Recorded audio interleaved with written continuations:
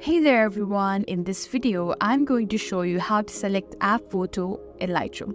So without any further ado, let's dive right in. Let's tap into this app here, and here this is your photos. So here this is the photos from your device, that is from your gallery.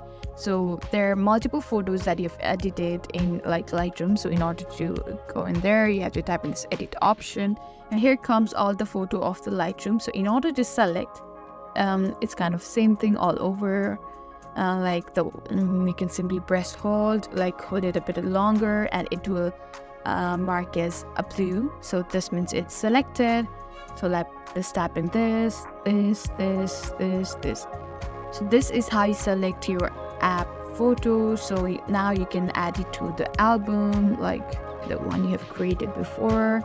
Or you can simply tap in the share button and share to multiple app or your friends and stuff. You can also save copy to device. You can also delete it. So this is how you select app photo in Lightroom.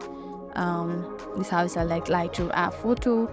So I hope this video was helpful. If so, don't forget to give this video a thumbs up and subscribe to our channel. Thank you for watching, and we'll see you in the next video.